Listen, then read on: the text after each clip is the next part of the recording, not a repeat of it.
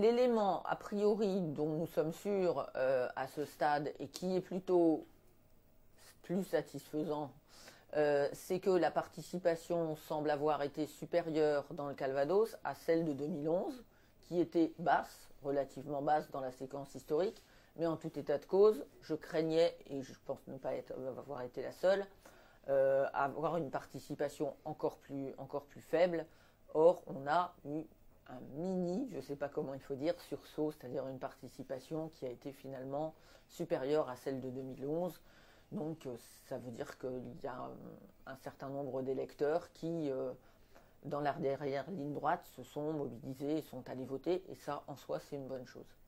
On ne sait pas à qui profitera cette participation. Non, mais l'essentiel, c'est déjà de voter. Enfin, je crois que dans la démocratie, l'essentiel, c'est de voter, c'est d'aller s'exprimer. Après, nous sommes un pays libre et on s'exprime comme on souhaite. Est-ce que le vote sanction est une réelle crainte encore à présent que tous les suffrages ne sont pas dépouillés? Mais le vote sanction, c'est un petit peu le lot des élections intermédiaires. Si on prend la séquence électorale des 20 dernières années, on voit bien que les élections intermédiaires, que ce soit celle de 2004, celle de 2008, celle de 2011, ont été des élections intermédiaires gagnées par la gauche, soit de façon extrêmement forte comme en 2004 ou en 2010 pour les élections régionales, soit dans la continuité de façon plus progressive pour les élections cantonales et les élections municipales. Donc je crois que ça fait partie de l'expression des Français, et que ce soit la droite entre 2002 ou 2012 ou la gauche aujourd'hui, il y a de la part des électeurs une sanction avec une partie d'abstention et une partie d'un vote effectivement sanction à l'égard de la majorité qui exerce les responsabilités dans le pays. Alors donc ça fait partie du fonctionnement de notre démocratie. Les cantons ont été donc redessinés, redécoupés avec un rééquilibrage entre ville et campagne. Est-ce que ça profitera d'une manière à la gauche ou ça... Moi, je pense que c'est pas le sujet. Je pense que ce qui est le sujet, c'est l'égalité du citoyen devant la loi. Et quand on avait dans le Calvados des cantons qui faisaient 5000 habitants et même moins, et d'autres qui faisaient 27 000 habitants sur l'agglomération caennaise, ça veut dire qu'il y avait un conseiller général qui représentait dans un cas 27 000 personnes et dans un autre 5 000. Ça veut dire que les citoyens n'étaient pas traités de la même façon et ne pesaient pas de la même façon.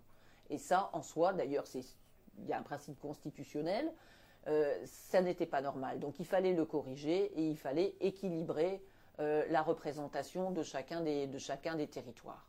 Je crois que ça, c'est une bonne chose. Le deuxième élément très positif, c'est la parité. On va avoir au Conseil général la moitié d'hommes et la moitié de femmes.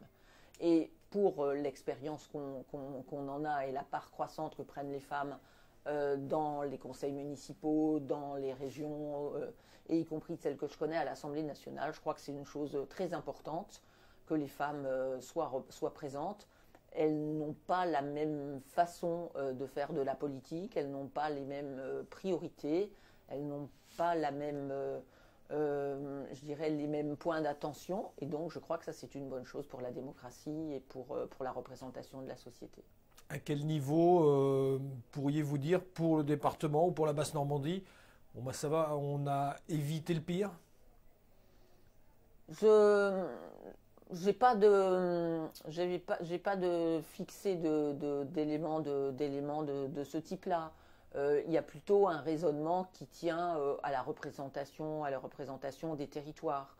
C'est vrai que si on prend la situation du Calvados, nous étions présents dans l'agglomération caennaise, nous étions présents dans des cantons qui représentaient des villes.